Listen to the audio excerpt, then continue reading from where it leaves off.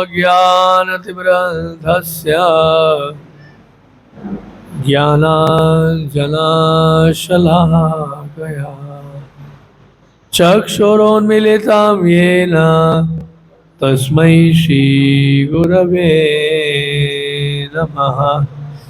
श्रीचैतन्यमनोभीष्टं स्थापितं येन भूतले स्वयं रूपः कदा मह्यं ददाति स्वपदान्तिकम्। जय श्री कृष्ण चैतन्य प्रभु नित्यानंद श्री अद्वैत गदाधर शिवासादि गौर भक्त वृंदा। हरे कृष्णा यहाँ से कृष्णा कृष्णा हरे हरे हरे राम राम राम हरे हरे। हरे कृष्णा। हाँ ठीक है, थोड़ा सा जोर से पढ़ना पड़ेगा और पंखा बंद करेंगे तो और अच्छी आवाज आएगी। ये ठीक से सेट करना पड़ेगा आपको। हरे कृष्ण। ये जो स्पीकर है, हरे कृष्ण, इको बहुत आ रहा है इसमें। हरे कृष्ण। हाँ ठीक है, थोड़ा वॉल्यूम बढ़ा दो, मैक्सिमम है, ठीक है। हरे कृष्णा। तो पिछली बार हम लोग डिस्कस कर रहे थे, ये कन्वर्सेशन था श्रील प्रभुपाद जी का लेफ्टिनेंट मौजी के साथ, और चैप्टर का टाइटल था crime, why and what to do, और ये था 1975 जुलाई, अमेरिका में शिकागो पुलिस डिपार्टमेंट के ये मीडिया रिलेशंस ऑफिसर थे लेफ्टिनेंट डेविड मोजी। उनके साथ एक कन्वर्सेशन है श्रील प्रभुपाद जी का, और उसमें थोड़ा हम आगे तक पहुंच गए थे। अब थोड़ा और आगे बढ़ रहे हैं हम लोग, तो रीड आउट करिए आप। हाँ कोई भी पढ़ सकता है, थोड़ा जोर से पढ़ना पड़ेगा।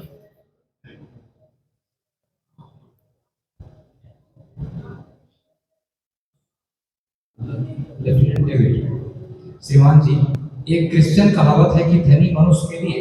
थोड़ा जोर से पढ़िए और माइक थोड़ा बहुत पास मत रखिए। कैप्टन डेविड, श्रीमान जी, एक क्रिश्चियन कहावत है कि धनी मनुष्य के लिए भगवान के सिंहासन के सामने आने की अपेक्षा ऊंट का सुई के छेद से निकल जाना अधिक सरल है। क्या आप सोचते हैं कि अमेरिका एवं अन्य पश्चिमी देशों की संपत्ति आध्यात्मिक विकास के मार्ग में एक पौधा है? श्रीपाद प्रभुपाद जी ने जवाब दिया, जी हाँ, बहुत अधिक धन एक बाधा है। भागवत में उनके दूसरे अध्याय के 14वें में कहते हैं, भोग ऐश्वर्य प्रसक्तानां तया प्रत्यचेतसां व्यवसायात्मिका बुद्धि ही समादो न विधीयते। यदि कोई भौतिक दृष्टिकोण से अत्यंत प्रभावशाली है तो वह भगवान को भूल जाता है। इसलिए बहुत अधिक भौतिक संपत्ति भगवान को समझने के लिए एक अयोग्यता है। यद्यपि यह एक कठोर नियम नहीं है कि केवल निर्धन मनुष्य ही भगवान को समझ सकते हैं, तथापि प्रायः यदि कोई असाधारण रूप से धनी हो तो उसकी एकमात्र विरासत धन प्राप्त करने की रहती है, और इसके लिए यह कठिन है कि वह आध्यात्मिक शिक्षाओं को समझ सके। तो यहाँ पे श्रील प्रभुपाद जी से जो प्रश्न पूछा है उन्होंने, वो ये है कि बता रहे हैं कि ऐसा दिया है, बाइबल में दिया हुआ है कि एक ऊंट को जो है सुई के छिद्र से निकालना बड़ा कठिन है। आसान है, असंभव है। तो इसी तरह से एक धनी व्यक्ति के लिए भगवान के धाम में जाना, भगवत प्राप्ति करना उतना ही कठिन है, ऐसा लिखा है बाइबल में। तो श्रील प्रभुपाद जी का समर्थन कर रहे हैं और ये बता रहे हैं कि हाँ, बहुत अधिक धन जो होगा वो बाधा है बहुत। अब कोई बोल सकता है बहुत अधिक धन बाधा है, कैसे, बिना धन के तो काम होता नहीं है संसार में।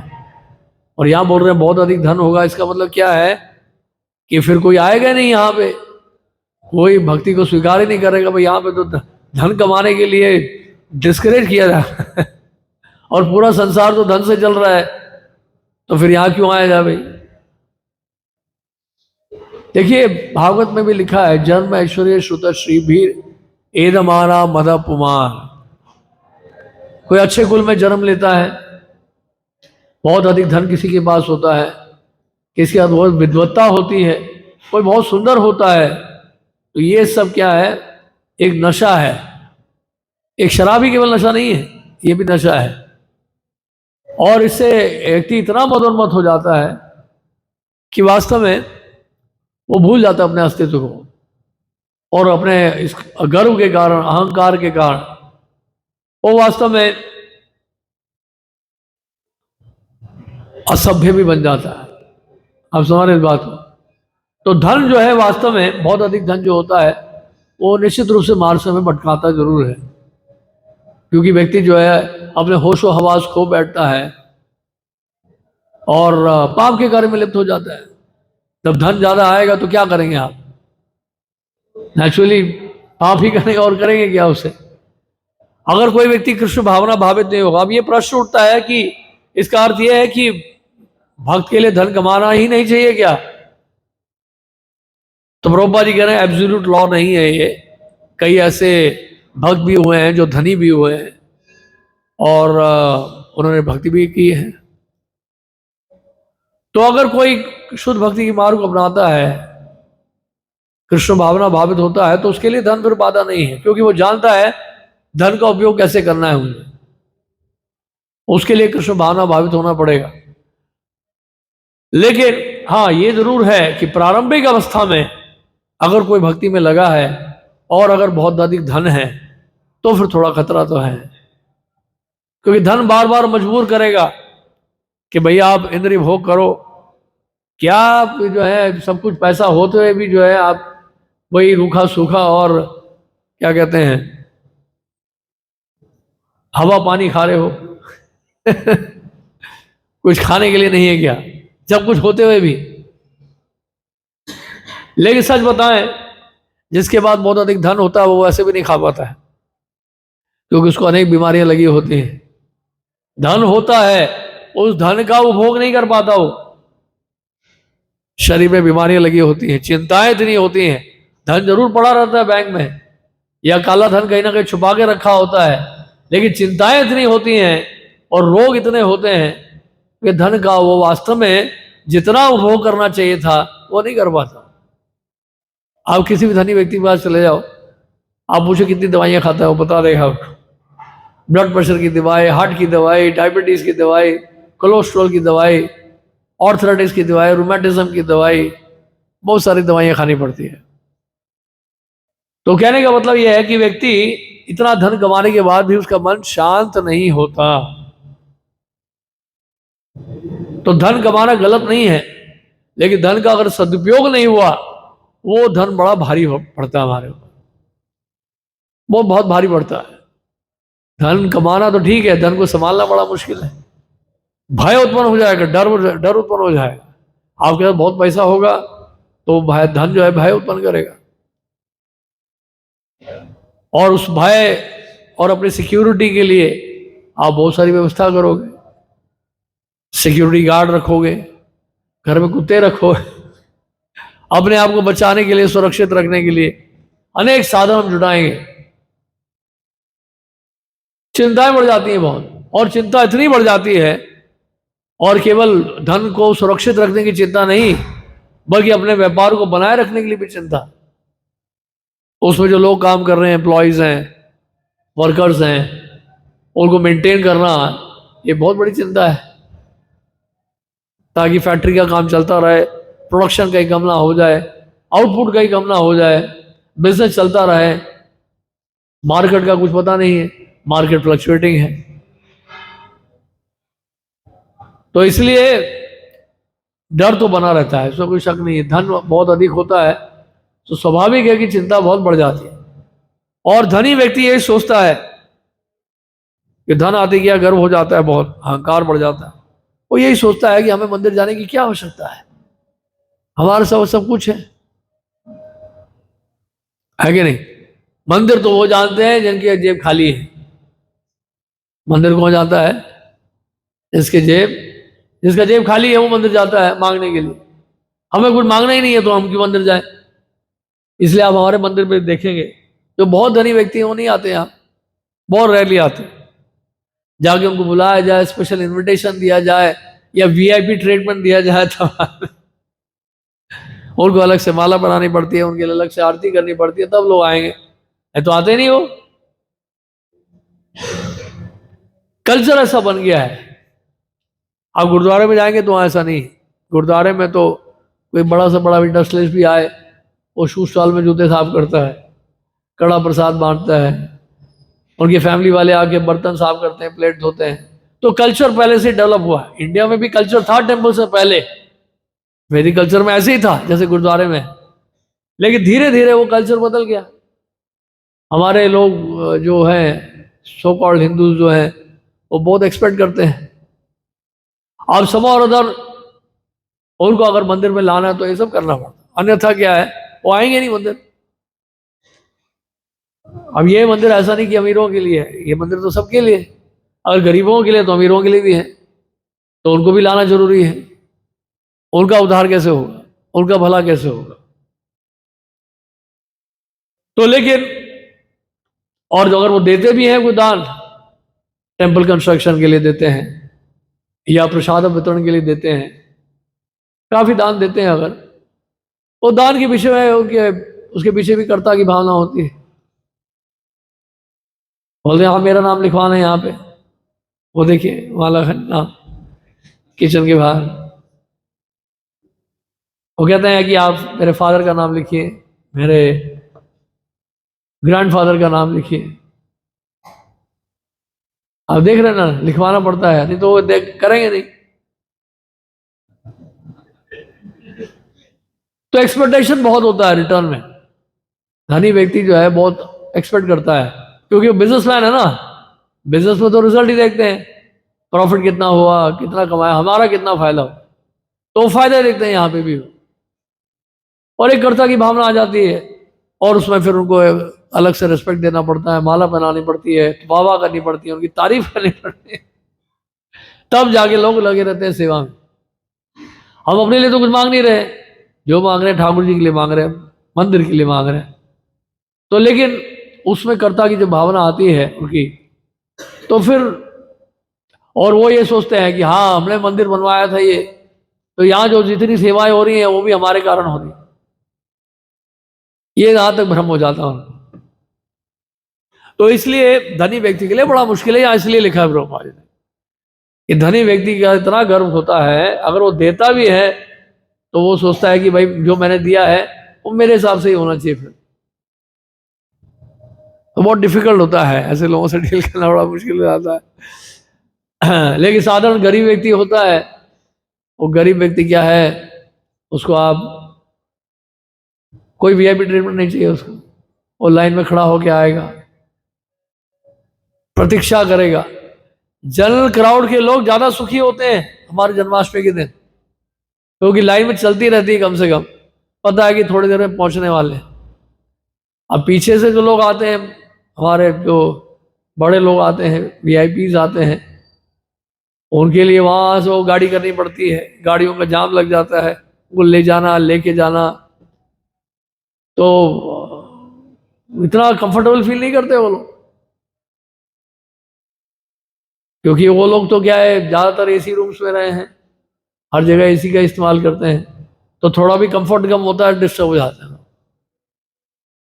तो बड़ा डिफिकल्ट है, बहुत डिफिकल्ट होता है धनी व्यक्ति के लिए। मंदिर आना, भगवान की सेवा करना बड़ा मुश्किल है। एक इंसिडेंट मैं बताता हूँ। एक हमारी आरती चल रही है, मेन आरती चल रही है, राजभोग आरती, दोपहर की आरती चल रही थी 12:30 बजे। तो आरती चल रहे हैं, पुजारी जी आरती तो भगवान की हो रही है।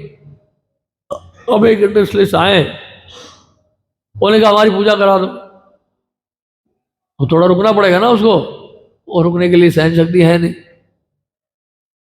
उसको लग रहा है लेट हो जाएगा। पुजारी जी ये जल्दी कराइए हमारी पूजा। तो पास में एक और उनके ही बराबर के एक और बिजनेसमैन खड़े थे, उन्होंने बड़ा बुरी तरह से डांटा उनको। उन्होंने कहा कि आपको शर्म नहीं आ रही क्या, आरती भगवान की चल रही है, आप अपनी पूजा कराने की सोच रहे हो, थोड़ा रुकिए आप। तो डाटा तो ठंडे हो गए थोड़े से। तो ये हालत होती है, आरती जब ठाकुर जी की चल रही है तो अब आपकी पूजा थोड़ा पहले होगी। तो इस तरह से क्या होता है, लोग बड़ा एक्सपेक्ट करते हैं। यही नहीं, मंदिर की बात नहीं है, कहीं भी जाए, जो बहुत धनाढ़ व्यक्ति होते हैं वो कहीं भी जाते हैं, उनको वीआईपी ट्रीटमेंट चाहिए, आदत पड़ गई उनको ऐसे, वो कहीं भी जाए। अभी हम गए थे वहां राम जन्मभूमि, आपको बताते हैं क्या हुआ था। अयोध्या में उद्घाटन के दिन, प्राण प्रतिष्ठा जिस दिन हुई थी, हमें भी इनविटेशन मिला था, कई सारे इंस्टीट्यूशंस को बुलाया था वहाँ, तो हमें भी बुलाया था बीएचपी वालों ने, तो मैं गया था।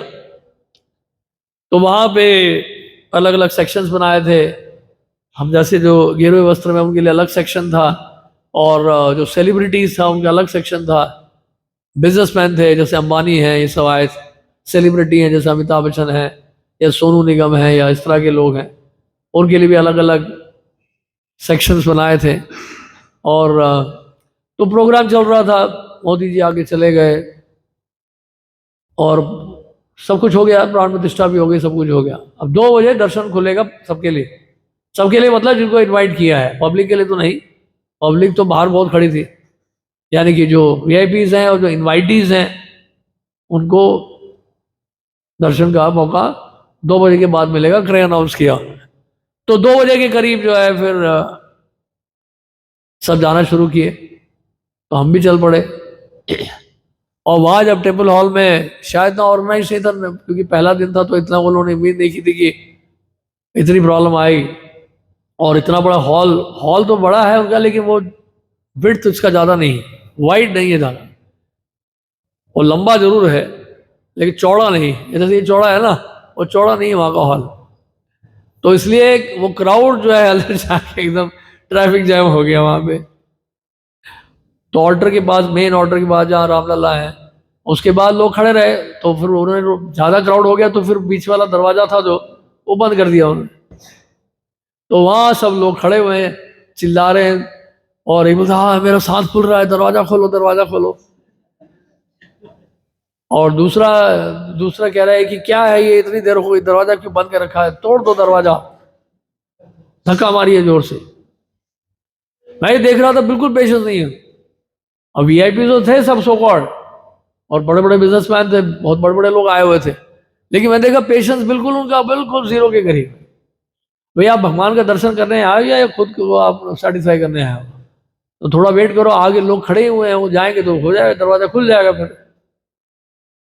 तो उस दिन इतना मैस हो गया था, आई वाज सरप्राइज्ड कि लोग बिल्कुल ही डिसिप्लिन नहीं है। कहने को बड़े लोग हैं लेकिन उस प्रकार का कल्चर नहीं है। तो कहने का अर्थ ये है, बड़ा मुश्किल है क्योंकि हर कोई वहाँ वीआईपी है और सैकड़ों लोग आए हुए थे, तो हर व्यक्ति को अलग से ट्रीटमेंट देना तो पॉसिबल ही नहीं था। और कुछ बड़े बड़े वीवीआईपी थे, उनके लिए कुछ पुलिस प्रोटेक्शन था अलग से, अदरवाइज जितने मोस्टली वीआईपी थे वो बहुत स्ट्रगल करके संघर्ष करे। और कुछ लोग तो आगे चले गए, दर्शन ही नहीं किया, वो क्राउड देख के अंदर घबरा गए, वो वहां से वापस ही चले गए, और अंदर दर्शन करने के लिए नहीं गए, निराश होकर चले गए, मतलब जो भी है। तो मेरा कहने का मतलब यह है कि इतना आसान नहीं। जब पैसा आता है ना हाथ में, जेब में पैसा ज़्यादा होता है, तो पैसा ऐसा घुमाता है दिमाग को, फिर याद नहीं आते भगवान, फिर नहीं याद आएंगे, फिर मंदिर अंदर से भूल जाओगे। और लगे पैसा मेरे पास है भैया, इस पैसे तो पूरी दुनिया खरीद सकता हूँ मैं, क्या मंदिर जाना भाई, जब जरूरत थी तब चले गए, हमारा पैसा आ गया, आप क्यों जाना। तो इस प्रकार का भाव आ जाता है, इसीलिए यहाँ प्रभुपाद जी कह रहे हैं। तो इसलिए प्रार्थना ये करनी चाहिए। अब देखिए अपना अपना भाग्य है सबका, अब हो सकता है कि पैसा फिर भी आ जाए, आपके भाग्य में लिखा है, और आपकी मेहनत से, आपके कर्म से, प्रारब्ध से, और अगर आपके पैसा लिखा हुआ है तो पैसा आ भी जाएगा, हो सकता है बहुत पैसा भी आ जाए। लेकिन यहाँ पर जो सबसे बड़ी बात यह है, प्रभुपाद ये भी कह रहे हैं कि एब्सोल्यूट लॉ भी नहीं है ये कि हर पैसे वाला आदमी जो है इस तरह से होता है। तो उसके लिए हमें क्या करना पड़ेगा, सही भावना रखनी पड़ेगी कि धन का किस तरह से सदुपयोग किया जाए, धन का उपयोग किस तरह से किया जाए, इसके लिए कृष्ण भावना भावित होना बहुत जरूरी है। तो ऐसा नहीं कि हर गरीब व्यक्ति जो है वो धार्मिक है, ऐसा नहीं, या हर गरीब व्यक्ति ही भक्त बनता है, बल्कि कई गरीब हैं जो नशा भी कर रहे हैं, ड्रग्स भी ले रहे हैं, बहुत सारे हैं। और तो ऐसा नहीं है कि गरीब व्यक्ति बहुत अच्छे हैं, ऐसा कोई नियम नहीं है। तो दोनों में ही, अमीरों में और गरीबों में, दोनों में ही गड़बड़ है। लेकिन धन होने से बस ये है कि हम थोड़ा सा भ्रमित हो जाते हैं। अगर धन का ठीक से अगर यूटिलाइजेशन हो, सही प्रकार से उसका सदुपयोग किया जाए, तब तो कोई समस्या नहीं है। आप समझ रहे इस बात को?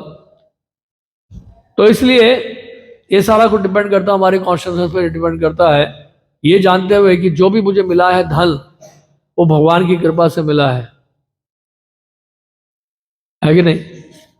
और कोई गरीब व्यक्ति सोचता है कि मेरे ये तो और भी बुरी हालत होनी चाहिए थी, ये तो भगवान की कृपा है, कृष्ण की कृपा है कि मुझे और नहीं कष्ट दिया उन्होंने। और धनी व्यक्ति कैसे सोचे? धनी व्यक्ति सोचे कि अगर धन मिला भी है, मुझे छप्पड़ फाड़ के भगवान ने दिया, मैं इस लायक नहीं हूं, तो मुझे उनकी कुछ सेवा भी करनी चाहिए। तो फिर वो कुछ करेगा, भगवान के लिए करेगा, सेवा के भाव से करेगा। तो इस तरह से जो इन शास्त्रों को समझता है, जिन्होंने भक्तों का संग किया, संतों का संग किया, वो समझ सकते हैं इस बात को, सामान्य व्यक्ति नहीं समझ सकता है। अब जैसे राजा मान सिंह थे, अकबर के जो कमांडर इन चीफ थे, राजा मान सिंह थे, वो बहुत धार्मिक व्यक्ति थे। जो गोविंद देव जी का मंदिर है वृंदावन में, लाल पत्थर से बना है। वो लाल पत्थर उस समय वो केवल उसका उपयोग होता था राजाओं के लिए, महल बनाने के लिए। जैसे लाल किला बना है आगरा में, आगरा वाला जो लाल किला बना है वो उस जमाने का बना हुआ है, और दिल्ली में जो लाल किला बना है वो भी उन्हीं का ही बना हुआ है। तो ये लाल पत्थर का उपयोग केवल राजा ही करते थे, उस समय राजाओं के लिए होता था। लेकिन अकबर ने मान सिंह के कहने पर गोविंद देव जी के मंदिर के लिए लाल पत्थर दिया। अकबर इस हिसाब से अच्छा था और मुगल राजाओं से वो करता था, मदद करता था। और गोविंद देव जी का मंदिर के लिए लाल पत्थर दिलवाया था राजा मान सिंह ने अकबर से, और बहुत सारी जमीन भी दिलवाई थी। तो वो ऐसे राजा भी हुए हैं हमारे देश में, जो राजा भी थे और वो साथ में भक्त भी थे। एक राजा चोला करके थे दक्षिण भारत में, 3000 वर्ष पुराने, 3000 वर्ष पुराने की बात है, 3000 साल बाद पहले। तो वहां पे जो श्रीरंगम में जो मंदिर बना है रंगनाथ जी का, वो 156 एकड़ में बना हुआ है। कभी आप दक्षिण भारत जाइए, श्रीरंगम जरूर जाइए, 156 एकड़ में मंदिर है वो, इतना वो ह्यूज मंदिर है वो। और वो उस जमाने का बनाया गया, उनके द्वारा बनाया गया, 3000 साल पुराना मंदिर है, और आज भी इतना मजबूत है वो। तो राजा लोग जो है मंदिर बनवाते थे उस समय भगवान के लिए, बड़े बड़े विशाल मंदिर, भव्य मंदिर, वहां उनका इन्वेस्टमेंट होता था। आप देखो जैसे कि त्रिपुरेंद्र में पद्मनाभ टेम्पल है, वहां पे कितना खजाना मिला है। देखा आपने यूट्यूब में? देखा नहीं? देखा तो देखिएगा, पद्मनाभ टेम्पल का जो ट्रेजर है, इतना खजाना वहां मिला है, इतने सोने के बर्तन, इतने चांदी के, हीरे के, वो क्या कहते हैं, हीरे की हार, और बहुत कुछ मिला है वहां। डीटी मिला है, 32 किलो सोना है उसमें, एक बार डीटी मिला सोने का, गोल्ड। यानी कि इतना धन हुआ करता था उस समय। तो कहने का मतलब यह है, धन होता था लेकिन सही सही जगह लगता था, इसलिए राजाओं को इसलिए राजऋषि कहा जाता था। ये राजा भी थे, भगवान के भक्त भी थे। जैसे युधिष्ठिर महाराज हैं, परीक्षित महाराज हैं, पूरे सम्राट थे पूरे विश्व भर के, लेकिन भगवान के भक्त थे वो। तो ऐसा नहीं है कि कोई अगर धनी व्यक्ति है तो भक्त नहीं बन सकता, लेकिन खतरा है उसमें, इस बात को यहाँ पे सावधान किया गया है कि अधिक धन होना जो है खतरा जरूर है। अगर आप कृष्ण भावना भावित है तो धन का उपयोग करेंगे ठीक से, तो तब तो कोई दिक्कत नहीं। आगे बढ़िए।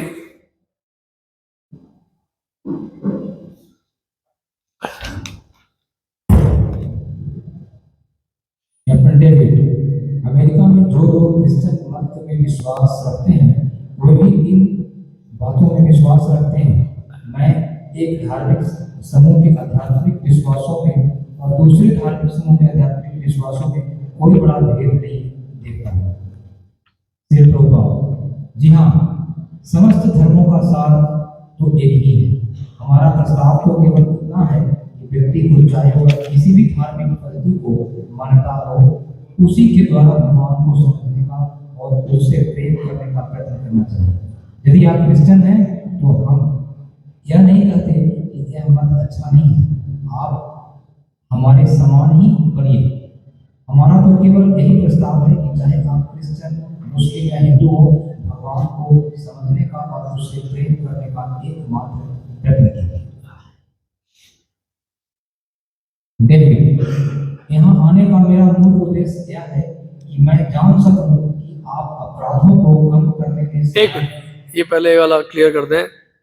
तो ये बता रहे हैं यहाँ पर कि कई ईसाई इस पे बात में भी विश्वास करते हैं, जो आपने बताया अभी ऐसा बोलता रहे, वो लेफ्टिनेंट जो बता रहे हैं वो कह रहे हैं आपने जो भी बात बताई अभी वो कई ईसाई भी इस बात पे विश्वास करते हैं। तो ऐसा मुझे लगता है कि जितने भी धर्म हैं उन सब का सार लगभग एक ही है, शिक्षाएं लगभग एक ही हैं। तो श्रील प्रभुपाद जी ये बोल रहे हैं हाँ बिल्कुल सभी धर्मों का सार एक ही है, कोई अंतर नहीं है। और हम तो यही कहते हैं कोई किसी भी धर्म का अनुसरण कर रहा हो, सबसे महत्वपूर्ण यह है कि भगवान को जानना और उनसे प्रेम करना। और प्रभुपाद जी कहते हैं कि हम ये नहीं कहते हैं कि आप जो कर रहे हैं वो अच्छा नहीं है, आप हमारे पास आ जाओ, ये हम नहीं कहते। हम केवल ये कहते हैं कि भले आप ईसाई हो, मुस्लिम हो या हिंदू हो, हमें क्या करना है, भगवान को जानना है और उनसे प्रेम करना। धर्म का मतलब यही है कि भगवान को समझना, उनके बारे में जानना और उनसे प्रेम करना, उनकी सेवा करना। तो धर्म के अलग अलग लोगों ने परिभाषाएं दी हुई हैं, लेकिन धर्म वास्तव में है क्या? धर्म बेसिकली एक पर्टिकुलर काइंड ऑफ फेथ नहीं है। अगर आप देखेंगे डिक्शनरी में तो रिलीजन का लिखा होगा, क्या लिखा होगा, अ काइंड ऑफ बिलीफ। तो बिलीफ का क्या है? बिलीफ तो बदलता रहेगा, कभी आप हिंदू बन गए, कभी मुस्लिम बन गए, कभी क्रिश्चियन बन गए। लेकिन धर्म का वास्तविक में यह है कि आपके जो ऑक्यूपेशनल ड्यूटी है, यानी वृत्तिपूर्वक, यानी कि जो आपका निर्धारित कर्तव्य है वो वास्तव में धर्म है। और भगवान का अंश होने के नाते हमारा निर्धारित कर्तव्य क्या है? भगवान की सेवा करना। धर्म का मतलब है भगवान के बताए हुए रास्ते पर चलना, भगवान के बताए हुए रास्ते पर चलना, उनकी आज्ञा का पालन करना। धर्म का मतलब ये है। तो इसलिए श्रील प्रभुपाद जी लेकिन ये बोलते थे, लेकिन समस्या क्या है कि ईसाई लोगों के बारे में बताते थे। ईसाई लोग बाइबल को फॉलो करते नहीं, कहते तो है वो हम ईसाई हैं, लेकिन बाइबल को बिल्कुल नहीं फॉलो करते। वो जैसे बाइबल में ओल्ड टेस्टामेंट में दिया हुआ 10 कमांडमेंट्स दिए हैं, उसमें पहला कमांडमेंट क्या है? दो शैल नॉट किल, क्या आपको नहीं मारना चाहिए किसी को। अब वो लोग इंटरप्रेट करते हैं, वो कहते हैं ये तो मनुष्यों के लिए कहा गया है, पशुओं के लिए नहीं, तो इसलिए हम पशु हत्या करते हैं। प्रभुपाद जी कहते हैं ये मिस इंटरप्रिटेशन है। जब बाइबल में लिख दिया गया कि नहीं मारना, तो इसका मतलब मनुष्य के लिए भी है और पशु के लिए भी है, किसी को नहीं मारना है, कहने का मतलब ये है। तो इस तरह से कई सारे कमांडमेंट्स हैं जो नहीं फॉलो करते हैं वो, तो क्रिश्चियन कैसे हुए? इसे श्रील प्रभुपाद जी कहते थे कि अगर आप नहीं फॉलो कर पा रहे हैं तो आप आइए हमारे पास, हम हेल्प करेंगे आप। हम ये नहीं कह रहे कि आप जो अपनी क्रिश्चियनिटी छोड़ दें। श्रील प्रभुपाद जी बड़े एक्सपर्ट थे विदेशों में प्रचार करते हुए।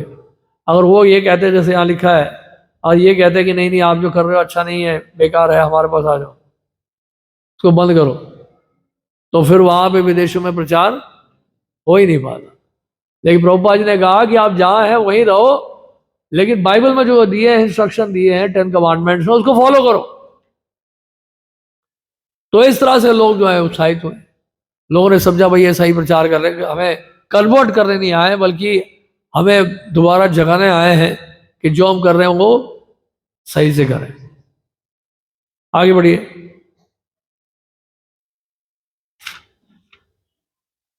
If डेविड, यहाँ आने का मेरा मूल उद्देश्य यह है कि मैं जान सकूं कि आप अपराधों को कम करने में सहायता के रूप में क्या सलाह दे सकते हैं। मैं स्वीकार करता हूं कि इस विषय में पहला और सर्वाधिक महत्वपूर्ण कदम भगवान की ओर लौटना होगा। जैसा कि आप कहते हैं, इसमें तो कोई संदेह नहीं, परंतु क्या कोई ऐसा उपाय है जिसे हम अपराधी मनोवृत्ति को फैलने से रोकने के लिए गिरफ्तार कर सकें? जी हाँ, जैसे कि मैंने अपनी चर्चा के आरंभ में पहले ही संकेत दिया है, आप हमें भगवान नाम कीर्तन और कृष्ण प्रसाद वितरण करने की सुविधा दें। इसके द्वारा जनसाधारण में महान परिवर्तन आएगा। मैं भारत से अकेला आया था और अब मेरे अनेक अनुयायी हैं। यहाँ आकर मैंने क्या किया? मैंने उन्हें बैठने और हरे कृष्ण महामंत्र का कीर्तन करने को कहा और उसके पश्चात उन्हें थोड़ा सा प्रसाद करा। यदि यह एक व्यापार स्तर पर किया जाता है तो संपूर्ण समाज बहुत सुखी हो जाएगा। यह एक तथ्य है। तो यही कृष्ण प्रभुपाद जी यहाँ पे यही कह रहे हैं कि क्योंकि वो जो लेफ्टिनेंट है वो ये कह रहा है कि मेरे आने का उद्देश्य ये था कि मैं जानना चाह रहा था कि वास्तव में क्राइम को कम कैसे किया जाए। और आपने ये बताया कि वास्तव में अगर हम भगवान को जानते हैं, उनकी सेवा करते हैं, तो धीरे धीरे फिर क्या होगा, क्राइम हमारा कम हो जाएगा। तो वो व्यवहारिक कुछ चाहते हैं, स्टेप्स क्या उठाए जाएं इसके लिए। तो श्रील प्रभुपाद ये बता रहे हैं कि हमने क्या किया, लोगों से हरि नाम करवाया और उनको प्रसाद दिलाया, और रिजल्ट ये है कि ऐसा करने पर उन्होंने आपके कार्य छोड़ दी। सिंपल सा प्रोसेस है, हरि नाम लो, प्रसाद पाओ, आप धीरे धीरे देखेंगे क्राइम रेट गिर जाएगा। लेकिन प्रभुपाद जी यहाँ भी बात बड़ी इंपॉर्टेंट बोल रहे हैं, it is done on a mass scale, entire society will become very pleasing. अगर ये मास स्केल में किया जाए, बड़े स्केल में किया जाए, तो जो है फिर क्या होगा, ये सबको आनंद प्रदान करेगा, सब सुखी होंगे। लेकिन समस्या क्या है इसमें कि इसमें मास स्केल में करने के लिए सपोर्ट चाहिए, गवर्नमेंट का सपोर्ट चाहिए। अगर बड़े स्केल में करना है तो फाइनेंशियल सपोर्ट चाहिए, प्रसाद डिस्ट्रीब्यूशन के लिए, व्यवस्था को बनाए रखने के लिए। आप समझ रहे हैं, कोई भी चीज़ मास स्केल में करने के लिए उसमें काफ़ी चीज़ें इन्वॉल्व होती हैं। तो उसमें अगर गवर्नमेंट का सपोर्ट मिलता है तो बहुत बड़े स्केल में किया जा सकता है, बहुत बड़े स्केल में किया जा सकता है। जैसे अभी देखिए, गवर्नमेंट ने प्रमोट किया और वहाँ अयोध्या में मंदिर बन गया, है कि नहीं, और 65 करोड़ लोगों से लिया था दान मंदिर के कंस्ट्रक्शन के लिए। पता है आपको, 65 करोड़ लोग पूरे इंडिया में, और पूरे इंडिया में लोग राम की चर्चा कर रहे थे। किसी ना किसी तरह से लोगों के मुख से राम का नाम निकल ही रहा था।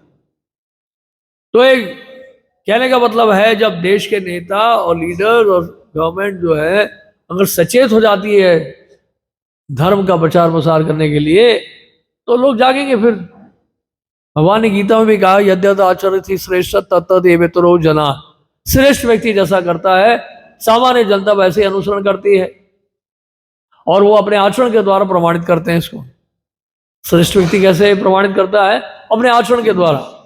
तो श्रेष्ठ व्यक्ति अगर धार्मिक है, श्रेष्ठ व्यक्ति अगर पाप कार्यों से विरक्त है, और श्रेष्ठ व्यक्ति ही धर्म के कार्य को आगे बढ़ा रहा है, तो सामान्य जनता भी वही करेगी। फिर क्यों नहीं करेगी? आप देखिए, जब से प्रमोट कर रहा है, सरकार प्रमोट कर रही है, हमारे प्रोग्राम्स बहुत होने लगे हैं कॉलेजेस में। अब हर कोई बुला रहा है मैं कॉलेज में। इतने प्रोग्राम कॉलेजेस में जितने हो रहे हैं इस साल, शायद पहले कभी हुए नहीं। बहुत सारे कॉलेजेस में, नॉर्थ कैंपस में हो रहे हैं, आईटी में हो रहा है, जेएनयू में हो रहा है, बहुत धड़ाधड़ हो रहे हैं प्रोग्राम्स, लोग इंटरेस्टेड हैं। तो इसका मतलब इंटरेस्ट तो पहले भी था, लेकिन बेचारे सप्रेस थे, डरे हुए थे। लेकिन जैसे ही गवर्नमेंट एनकरेज कर रही है, सब जाग गए फिर से।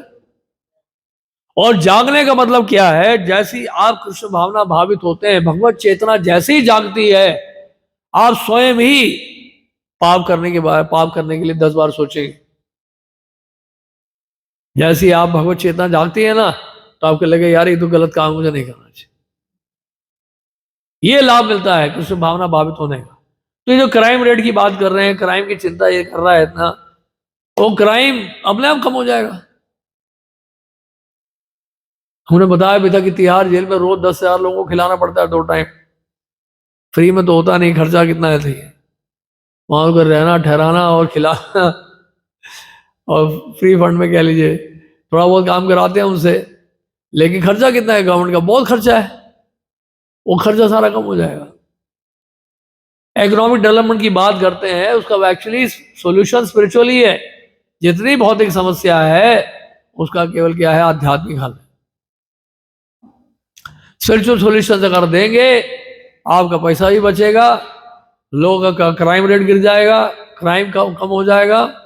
एक तो एनफोर्समेंट के द्वारा होगा, गवर्नमेंट के लॉज बड़े स्ट्रिक्ट हो जाएंगे, और दूसरी ओर क्योंकि लोग भी अभ्यास कर रहे हैं, लोग खुद भी धार्मिक बनना चाहेंगे, तो वो वैसे ही अपने आप ही कोई गलत काम करेंगे नहीं, तो दोनों तरफ से जो है एस्टैब्लिश हो जाएगा। जैसे आप जाएंगे ना मिडिल ईस्ट में, सऊदी अरेबिया वगैरह, तो सऊदी अरेबिया में तो गल्फ कंट्रीज में बहुत कड़की है, क्राइम के लिए तो बहुत हैवी पनिशमेंट होता है वहां पे। अगर कोई चोरी करता है वहां पे तो उसको जेल नहीं है, सिर्फ उसका हाथ काट देते, दोनों हाथ काट देंगे, तो फिर कोई सोचेगा ही नहीं चोरी करनी और हैवी पनिशमेंट देते हैं वो। और कई ऐसे अगर बहुत ज्यादा सीवियर क्राइम है तो पब्लिक स्टोनिंग भी होती है, पब्लिक के बीच में खड़ा के सबके उसको स्टोनिंग करते हैं। तो जब हैवी दंड होगा ना तो लोग डरेंगे, घबराएंगे। तो ये तो हुआ एनफोर्समेंट। और दूसरा, जब भगवत चेतना जागृत होगी तो लोग अपने आप ही फिर जो है क्राइम करेंगे नहीं। तो सॉल्यूशन यही है इसका। और आगे बढ़िए।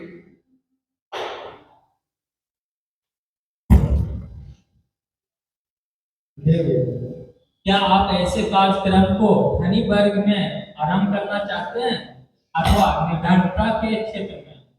शिला प्रभुपाद, हम ऐसा कोई भेदभाव नहीं रखते हैं। कोई भी स्थान जहाँ सभी प्रकार के मनुष्य आसानी से आ सके, संकीर्तन करने के लिए अत्यंत उपयुक्त होगा। ऐसा कोई प्रतिबंध नहीं है कि केवल निर्धन मनुष्य को ही लाभ की आवश्यकता है और धनी लोगों को नहीं, सभी को शुद्ध होने की आवश्यकता है। क्या आप सोचते हैं कि अपराध करने की प्रवृत्ति केवल समाज के निर्धन वर्ग में पाई जाती है? कोरोना के टाइम में हमने देखा, ऐसा नहीं कि केवल गरीब ही कोरोना से पीड़ित थे, अमीर भी पीड़ित थे। तो कोरोना ने बड़ा ही संभाव रखा, कोई भेदभाव नहीं किया। कोरोना जो है सबके घर में घुसी, गरीब हो या अमीर हो, बल्कि अमीर लोगों के घर में ज्यादा था। तो हमने तो भेदभाव नहीं किया। इसलिए जब प्रसाद का वितरण किया गया था इस्कॉन के द्वारा, उस समय 2 महीने लगातार हमारा प्रसाद का वितरण हुआ था। गवर्नमेंट ने भी हेल्प किया था हमें उस समय। हमने किचन बनाया था द्वारका में, तो रोज 5 लाख लोगों को प्रसाद बट रहा था लगभग 2 महीने के लिए, 150 अलग अलग लोकेशंस पे। और उसमें मैक्सिमम जो लोग थे, कौन थे? अमीर लोग थे या मिडिल क्लास फैमिली से, जिनके घरों में भी हम प्रसाद पहुंचा रहे थे फुल मील, क्योंकि घर में सारे ही कोरोना से पीड़ित थे, कोई कुकिंग हो नहीं रहा था। तो इस्कॉन की तरफ से हेल्प मांग रहे थे वो। गरीबों के इलाकों में, स्लम एरियाज में अभी भी करते हैं। जैसे यहाँ पे लेपर कॉलोनी एक है, लाजपत नगर से पहले एक है, लेपर कॉलोनी है, कुष्ठ रोगी रहते हैं जहाँ, वहाँ डेली प्रसाद बढ़ता है हमारा। तो ऐसा नहीं कि केवल अमीरों को ही हम केटर कर रहे हैं, गरीबों के इलाकों में भी जा रहे हैं। तो प्रसाद के वितरण में कोई भेदभाव नहीं है, कहने का मतलब ये, प्रसाद लेने का अधिकार सबको है। किसी को थोड़ा कम मिलता है या ज़्यादा मिलता है वो अलग बात है, लेकिन मिलता सबको है प्रसाद।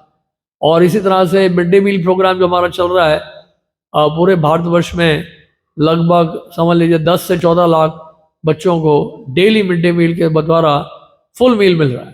स्कूल्स में, गवर्नमेंट स्कूल्स ऐसे हैं, म्यूनसिपल स्कूल्स हैं, वहाँ पे फुल मील। दिल्ली एरिया में, दिल्ली एनसीआर एरिया में लगभग 2 लाख बच्चों को डेली खिला रहे हैं। हमारा अली गांव में किचन है, एक नोएडा में किचन है, एक गुड़गांव में भी किचन है। तो प्रसाद तो बढ़ ही रहा है। और प्रसाद बढ़ने से क्या हो गया? बच्चों का जो अटेंडेंस है स्कूल में वो बढ़ गया, क्योंकि गर्म गर्म प्रसाद मिल रहा है। टीचर्स का टेंशन कम हो गया, टीचर्स को ऑर्गेनाइज पहले करना पड़ता था मील वगैरह, और क्योंकि गरीब घराने के थे वो, और स्कूल में कोई ऐसी व्यवस्था थी नहीं, तो इसलिए, और जो एनजीओ थे वो ठीक से कर नहीं पा रहे थे। गवर्नमेंट के पास इतना अरेंजमेंट था नहीं। तो इसको ने इनिशिएटिव लिया है और भी कई ऑर्गेनाइजेशनों ने भी इनिशिएटिव लिया। तो इस तरह से पहुंच रहा है उनके पास, फुल मील पहुंच रहा है और बच्चे खुश हैं, सब खुश हैं। तो इस तरह से क्या है, प्रसाद जब लेंगे ना, देखिए एक बार ठाकुर जी को, जगन्नाथ जी को भोग लग गया, वो अपना चमत्कार दिखाएगा, भले वो जान के ले या अनजाने में ले। जैसे अग्नि होता है ना, फायर, बच्चा उंगली रखता है, उसको पता नहीं है फायर है, तो अग्नि फायर तो जलाएगा उंगली को, भले वो बच्चे का हो या बड़े का हो, कोई भेदभाव नहीं, आग तो सबको ही जलाएगा। आप समझ रहे हैं? तो इसी तरह से प्रसाद भी है, आप जान के लें या अनजाने में लें, जिसने प्रसाद ले लिया, प्रसाद बोलते हैं, और साक्षात कृष्ण में कोई अंतर नहीं, कृष्ण और कृष्ण प्रसाद में कोई भेद नहीं। आप पढ़ेंगे ना, ये सब यहाँ लगाए हुए हमने कोटेशंस दीवारों पे, उसमें लिखा हुआ है, देखिए ध्यान से, कृष्ण और कृष्ण प्रसाद में कोई भेद नहीं है। इसलिए हम बोलते हैं कृष्ण प्रसाद मत फेंकिए, प्रसाद पाइए तो पूरा पाइए, एक एक दाना पूरा लीजिए, प्लेट बिल्कुल साफ करके जाइए, फेंकिए मत प्रसाद, क्योंकि प्रसाद और भगवान में कोई अंतर नहीं। तो जो कोई प्रसाद लेगा, यानी कृष्ण प्रसाद के रूप में क्या करते हैं, हमारी चेतना को शुद्ध करें। और भगवद गीता में भगवान ने स्वयं बोला है 3रे अध्याय में, यज्ञ शिष्टाशन संता मुच्यंते सर्व किल विषय भुंजते ते अगम बाबा बच्चंते आते आत्म कारणा। बोलते हैं जो संत लोग होते हैं, यानी कि भक्त होते हैं, वो यज्ञ में अर्पित जो भोग है, यानी कि प्रसाद है, उसको ग्रहण करते हैं। यज्ञ मतलब से भगवान को भोग लगाया जाता है, उस प्रसाद को ग्रहण करते हैं भक्त लोग। लेकिन जो केवल जीवा की तृप्ति के लिए पाते हैं और भगवान को भोग नहीं लगाते हैं, तो भगवान कह रहे हैं कि वो पाप खा रहे हैं। और जो संत लोग हैं, जो यज्ञ में अर्पित प्रसाद ग्रहण करते हैं, वो क्या करता है प्रसाद, उनको सभी प्रकार के पापों से छुटकारा दिला देता है। मुच्यंते सर्व किल विषय, मुच्यंते सर्व किल विषय का मतलब यह है कि हर प्रकार के पाप से छुटकारा दिलाता है ये पाप प्रसाद। प्रसादे सर्व दुखाना हानि रुसुभ जाए थे, भगवत गीता में लिखा है कि प्रसाद लेने से हम सारे दुखों से छुटकारा पाते हैं। केवल प्रसाद की महिमा है। रेगुलरली कोई प्रसाद लेगा और वैसे सुखी हो जाए। आप जगन्नाथपुरी जाओगे, वहां प्रसाद की इतनी महिमा है, जगन्नाथ जी के दर्शन जब करते हैं, वहां पे आनंद बाजार है, इतना प्रसाद मिलता है वहां पे, और आप प्रसाद जैसे ही पाओगे ना, इतने आप आनंद में हो जाओगे। इसलिए नहीं कि टेस्टी तो होता ही है बहुत हो, लेकिन प्रसाद इतना दिव्य होता है, आप प्रसाद ग्रहण करेंगे, आपको इतना आनंद आएगा, अंदर लगेगा यार मैं तो संतुष्ट हो गया बिल्कुल, अब ऐसा लग रहा है मुझे और कुछ चाहिए नहीं, फुली सेटिस्फाइड होगा। तो ये प्रसाद जो है इतना आनंद प्रदान करेगा आपको, इतने जो है इतना प्रभावशाली है कि वह समस्त प्रकार के पापों से छुटकारा दिलाता है, और जो पाप करने की प्रवृत्ति है उसको भी नष्ट करता है। और साथ में एक और क्या है, हरिनाम है। तो हरिनाम का उच्चारण, इसलिए क्या होता है हरिनाम का उच्चारण, अभी क्या होता है, चलो ये प्रसाद है, अच्छा कुछ ऐसे भी लोग हैं संसार में जो प्रसाद भी नहीं स्वीकार करते हैं, नहीं, वो बोलते हैं भैया इनसे मत लेना, इन हिंदुओं से प्रसाद मत लेना कि ये सब काफिर है। आप समझ रहे हैं? तो इस तरह से उनको बताया जाता है बचपन से ही शिक्षा मिलती है उनको। इसलिए कई इलाके जहाँ रथ यात्रा हम करते थे पहले, अभी भी करते हैं, जैसे मुरादाबाद है, कई इलाके वहाँ नहीं लेते प्रसाद, मना कर देते साफ, प्रसाद भी मना कर देते हैं साफ।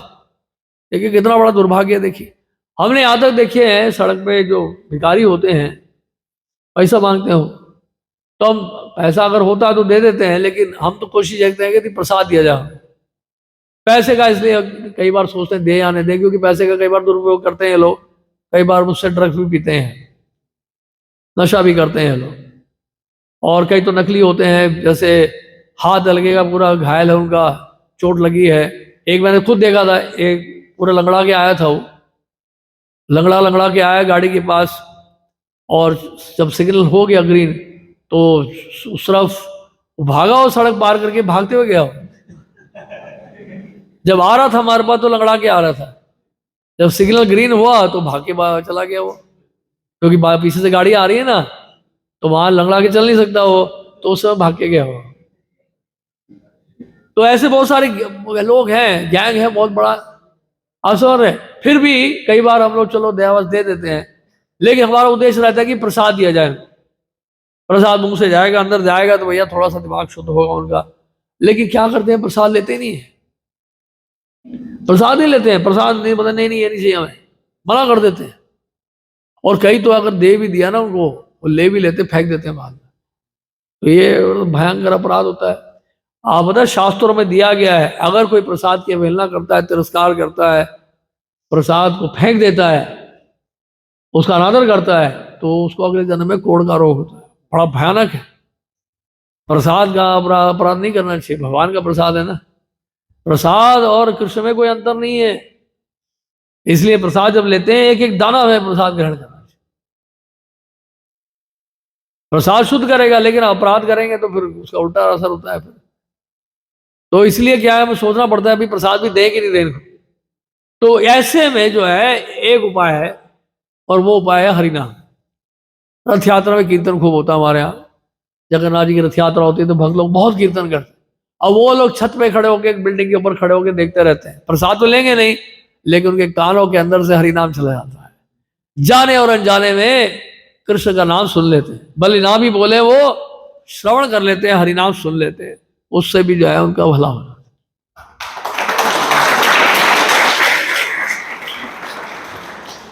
आपको बताएं, मैं इसलिए बता रहा हूँ ये हरिनाम की बात।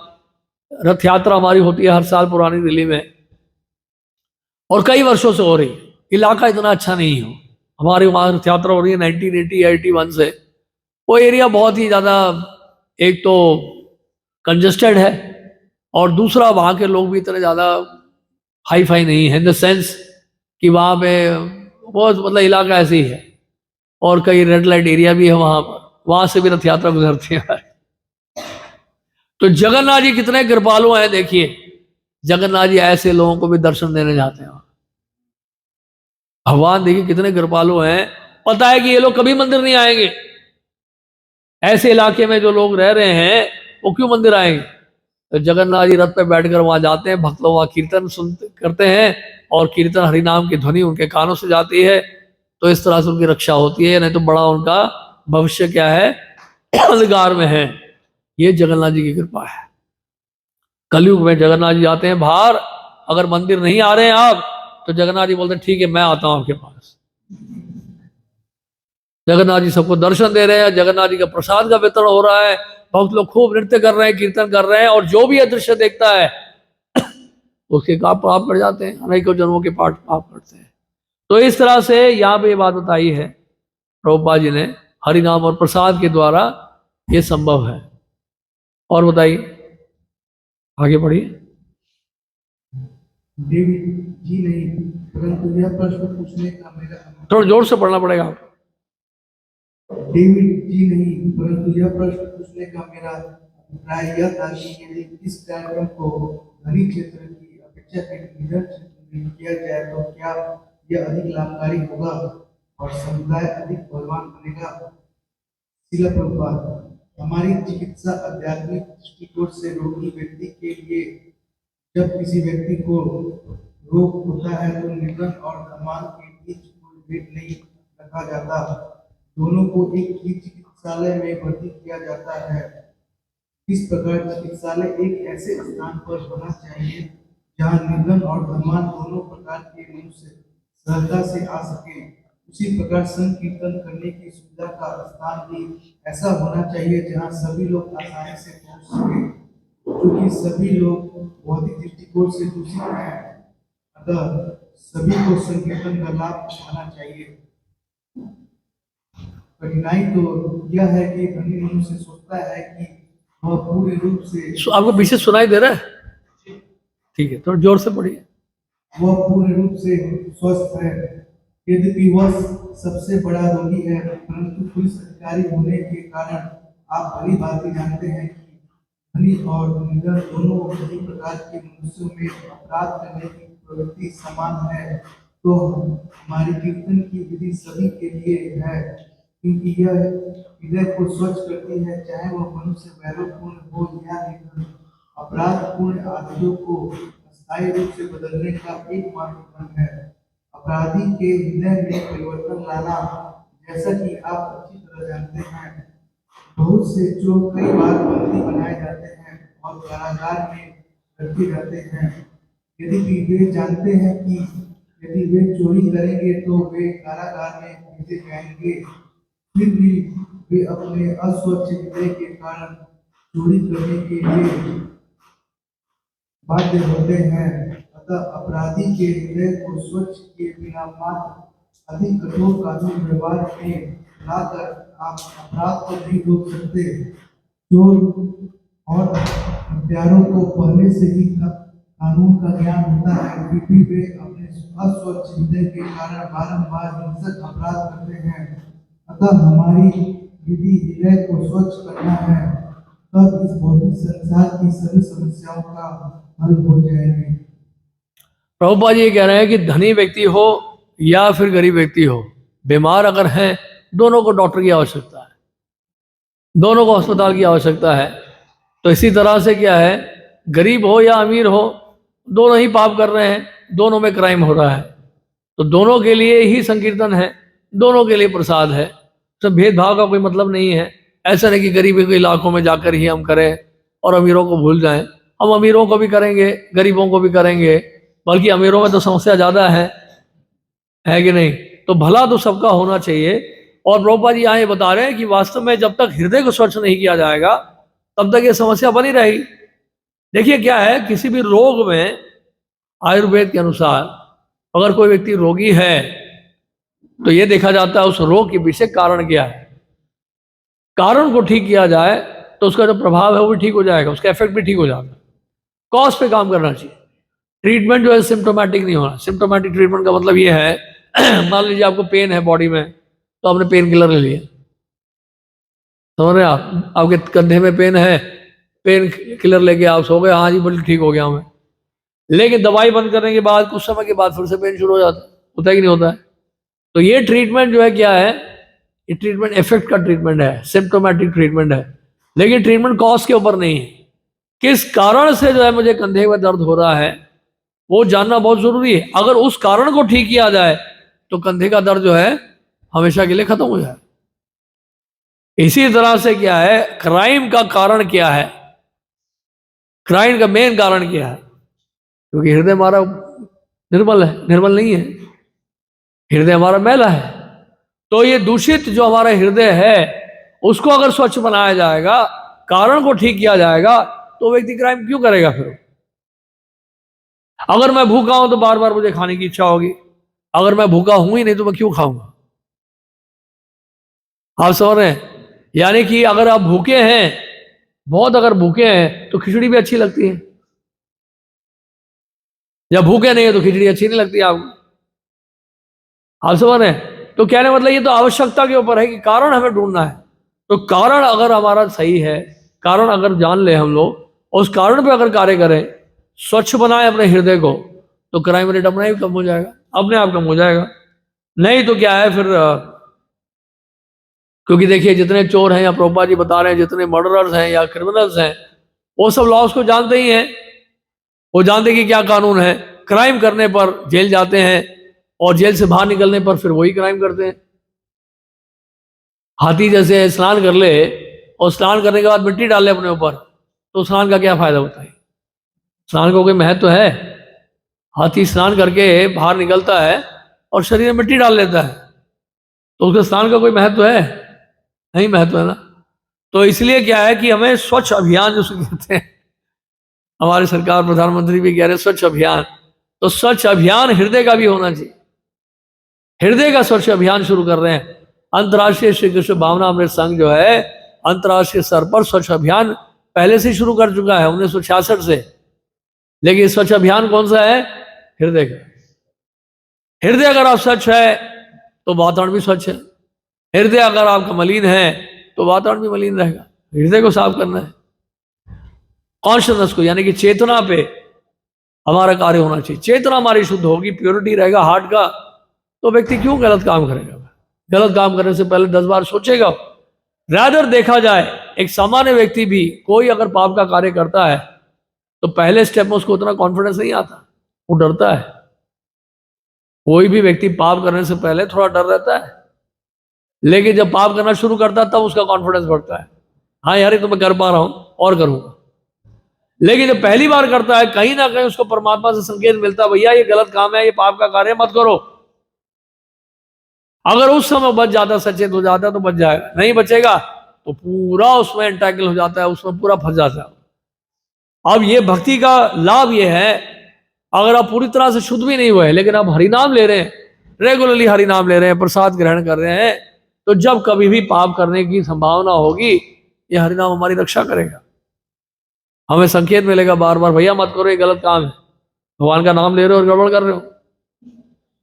मुंह में राम बगल में छुरी नहीं चलेगा। तो इसलिए क्या है, हमें अगर इसका परमानेंट सॉल्यूशन ढूंढना है और गवर्नमेंट चाहती है कि इसका परमानेंट सॉल्यूशन हो और क्राइम रेट गिर जाए, जैसे देखिए यूपी में क्राइम रेट गिर गया। क्यों गिर गया? क्योंकि यूपी गवर्नमेंट बहुत स्ट्रांग हो गई है, बहुत कड़की हो गई है, वहां पे बहुत सारे क्रिमिनल डॉन जितने थे, माफिया वाले, सबको पकड़ के अंदर डाल दिया, काउंटर पे उड़ा दिया। तो वो एक तरह से ठीक है, गवर्नमेंट की जिम्मेदारी है, गवर्नमेंट यानी कि क्षत्रिय हैं उनको इस तरह से करना चाहिए, स्ट्रांग होना चाहिए, टाइट होना चाहिए, बिल्कुल हार्डकोर होना चाहिए, बिल्कुल, है कि नहीं? वो उनकी जिम्मेदारी है, उनका हक भी है वो करने का। लेकिन ये तो परमानेंट सॉल्यूशन फिर भी नहीं है। क्यों? क्योंकि सरकार बदलेगी, कोई और ढीली सरकार आएगी, फिर से लोग शुरू हो जाए, बोलेंगे सरकार और हम एक शादी करेंगे, मिल बांट के खाएंगे, तो फिर सॉल्यूशन पूरा निकलेगा। इसलिए नहीं क्योंकि अभी डर के नहीं कर रहे हैं लोग, लेकिन जहां उनका डर खत्म होगा फिर से शुरू हो जाएंगे, तो सॉल्यूशन वो भी परमानेंट नहीं। हालांकि अच्छा है, वो होना चाहिए, लेकिन साथ में पैरेलल उसके साथ ये भी करना जरूरी है, ताकि लोगों का जो हार्ट ट्रांसफर हो, वो जो क्रिमिनल्स हैं जिनको एनकाउंटर में मारना पड़ गया, उनको मारने की आवश्यकता ना पड़े, उनका हृदय स्वच्छ बनाया जाए। हाँ, तो इसलिए क्या है, जेल में इसलिए प्रोग्राम्स करते हैं हम लोग, जेल में भगवद गीता बांटते हैं, हरिनाम भी कराते हैं, वहां पे प्रसाद बांटते हैं, वहां पे स्वच्छ अभियान। तो स्वच्छ अभियान अगर होगा इस तरह का, संकीर्तन के द्वारा, प्रसाद के द्वारा, तब वो जो है संकल्प लेंगे, भैया जेल से बाहर आकर मैं दोबारा ये काम नहीं करूँ, क्राइम रेट तब अपने आप गिर जाएगा, हमेशा के लिए खत्म हो जाएगा। नहीं तो क्या है, फिर केवल लॉ से नहीं होगा, लॉ होने की जरूरी है, एनफोर्समेंट जरूरी है, लेकिन परमानेंट सॉल्यूशन के लिए हमें क्या करना पड़ेगा, यहां काम करना पड़ेगा, हृदय में। हृदय की स्वच्छता जब होगी तब ये सॉल्यूशन हमें मिलेगा। आगे बढ़िए।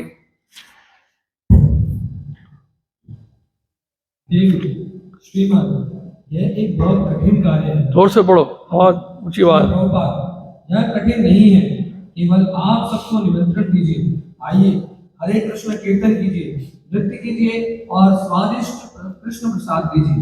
इसमें क्या कठिनाई है? हम अपने केंद्रों में इसे कर रहे हैं और लोग इसमें सम्मिलित हो रहे हैं, परंतु क्योंकि हमारे पास बहुत कम धन है, अतः हम संकीर्तन केवल एक छोटे स्तर पर कर सकते हैं।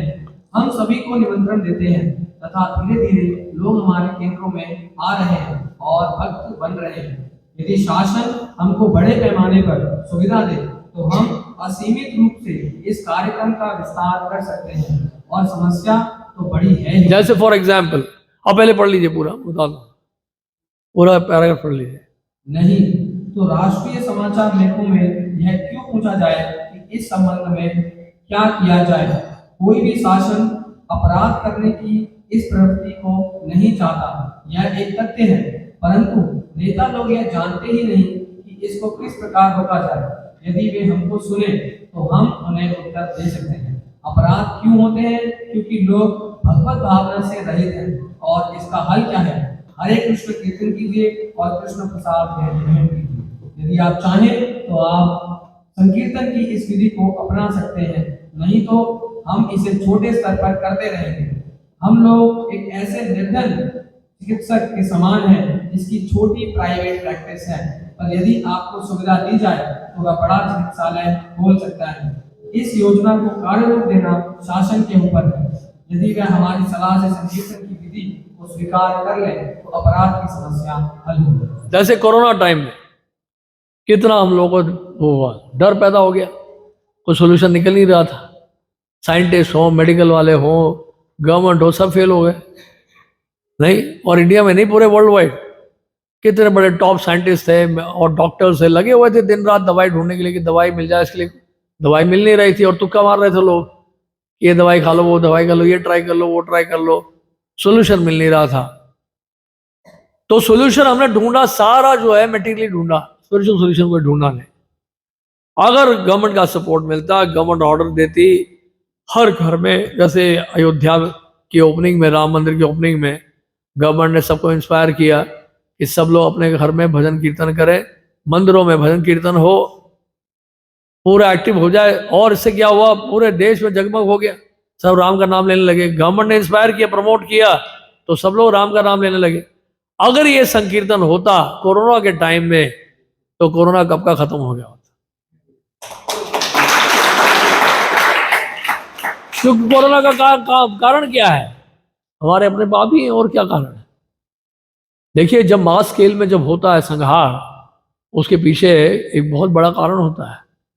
जैसे अर्थक्वेक है, भूचाल है, सुनामी है, फ्लड है, सूखा है, ड्रॉट है, ये सब जब बड़े स्केल में होता है ना, मास संहार होता है, इसके पीछे बहुत बड़ा कारण होता है। यानी प्रकृति दंड दे रही है हमें। भगवान की जब आज्ञा का पालन नहीं होता है, पाप का कार्य जब बढ़ जाता है, पाप जब बहुत अधिक होने लग जाता है, तो फिर ये संहार होता ही होता है। इसी कारण से महाभारत का युद्ध भी हुआ है। महाभारत का युद्ध भगवान ने 18 दिन में करवाया, ये भगवान की योजना थी। क्यों? ताकि उस 18 दिनों में सबका उद्धार हो सके, पांडवों का भी और कौरवों का भी। ये भगवान की व्यवस्था थी। तो इसी तरह से जब प्रकृति के नियमों का उल्लंघन होता है, तो कभी ऐसा भी समय आता है जब प्रकृति अपना संतुलन बनाए रखने के लिए क्या करती है, इस प्रकार से विरोध करती है, तब दंड मिलता बड़ा हैवी। उस हैवी दंड के बाद क्या है, तो थोड़ा सा सुधार आता है, और सुधार आया। कोरोना के बाद धार्मिक स्थलों में, तीर्थ स्थानों में, भगवान के मंदिरों में भीड़ बढ़ गई। तो इसलिए शास्त्रों में भी दिया है, साम दाम दंड भेद, ये प्रोसेस है, समझ रहे हैं आप। तो प्रेम से नहीं समझाया गया, शास्त्रों से सुना नहीं समझाया गया, फिर दंड ही एक सिस्टम है। और दंड ठाकुर जी का दंड होता है जब प्रकृति के द्वारा, बड़ा भारी होता है वो।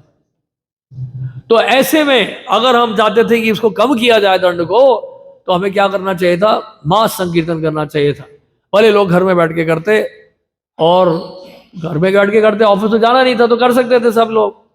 पूरे भारत में ऐलान हो जाता, सब अपने घरों में रहकर हरि नाम लें। या चलो ठीक है, बोलेंगे भैया मुस्लिम बोले, हम क्यों हरि नाम ले, हम तो अल्लाह अल्लाह करेंगे। तो कोई बात नहीं, अल्लाह अल्लाह करो।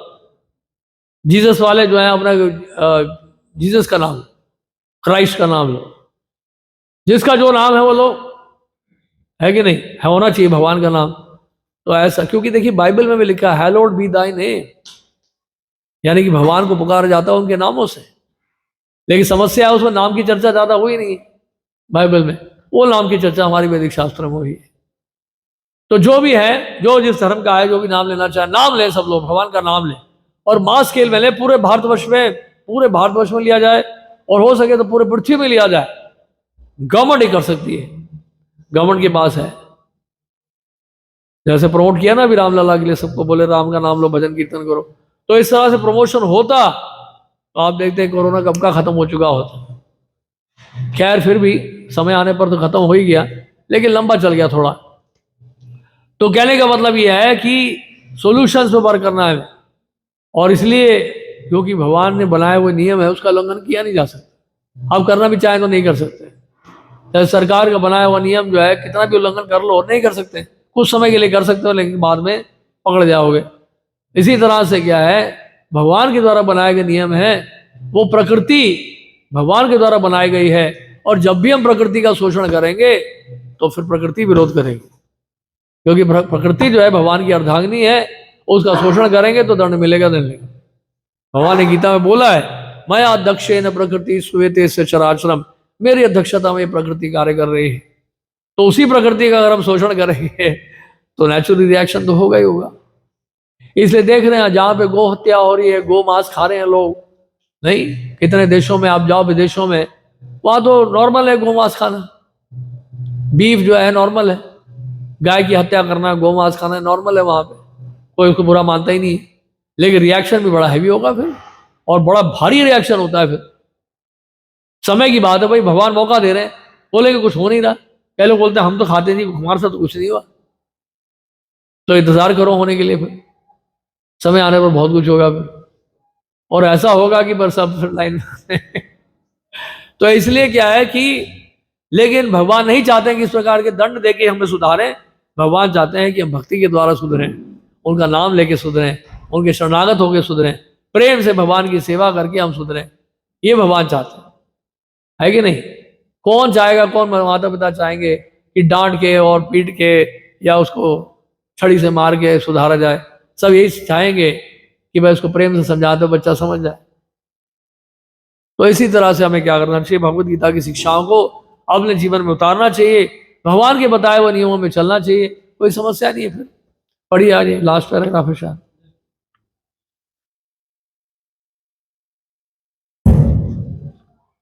डेविड, अमेरिका में अनेक क्रिश्चियन संस्थाएं हैं जो प्रभु बोझ देती है। ये योजना प्रभावशाली क्यों नहीं होती? यह हृदय को स्वच्छ क्यों नहीं कर रही है? सच कहूं तो मुझे एक भी सच्चा क्रिश्चियन पाने में कठिनाई होती है। तथाकथित क्रिश्चियन बाइबल की आज्ञाओं का पालन नहीं करते हैं। बाइबल में दिए गए 10 आदेशों में से एक है, तुम हत्या नहीं करोगे। परंतु कहाँ है वह क्रिश्चियन जो गोमांस खाने के द्वारा हत्या न करे? भगवान नाम कीर्तन और कृष्ण प्रसाद वितरण की विधि तभी प्रभावित होगी जब इसका उन व्यक्तियों के द्वारा पालन किया जाए तो वास्तव में धर्म का अभ्यास कर रहे हैं। मेरे शिष्यगण धार्मिक सिद्धांतों का दृढ़ता के साथ पालन करने के लिए प्रशिक्षित किए गए हैं, और इसलिए उनके द्वारा किया गया भगवान नाम कीर्तन अन्य लोगों के कीर्तन से भिन्न है।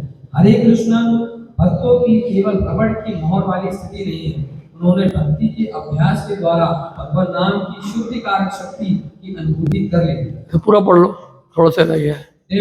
श्रीमान जी, क्या यह कठिन नहीं है कि पुजारी और भक्तों का एक छोटा सा क्षेत्र धार्मिक सिद्धांतों का भले ही पालन करे, परंतु जो कनिष्ठ लोग हैं वे विचलित हो जाते हैं और समस्या खड़ी कर सकते हैं। उदाहरण के लिए कल्पना कीजिए कि हरे कृष्ण अभियान क्रिश्चियनिटी की भांति एक विशाल रूप धारण कर ले, तो जो लोग अभियान के एक किनारे पर हैं उनके साथ व्यवहार करने में क्या आपको समस्या पेश नहीं आएगी? अर्थात ऐसे लोग जो अनुयायी होने का स्वांग तो करते हैं परंतु वास्तव में अनुयायी नहीं है। प्रभुपाद, यह संभावना तो सदैव रहती है, परंतु मैं तो केवल इतना कह रहा हूँ कि यदि आप सच्चे क्रिश्चियन नहीं हैं तो आपका प्रचार प्रभावशाली नहीं होगा, और क्योंकि हम दृढ़ता के साथ धार्मिक नियमों का पालन कर रहे हैं, अतः भगवत भागवतामृत के प्रचार में और अपराध की समस्या को हल करने में हमारा प्रचार प्रभावशाली रहेगा।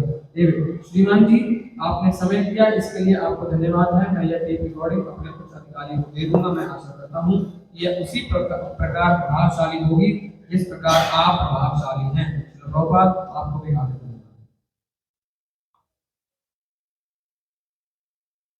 तो इसलिए श्रील प्रभुपाद जी बात बता रहे हैं यहाँ पे कि क्रिश्चियंस का जो है इफेक्टिव इसलिए नहीं है क्योंकि क्रिश्चियनिटी के जो प्रिंसिपल्स तुम खुद ही फॉलो नहीं कर रहे हो।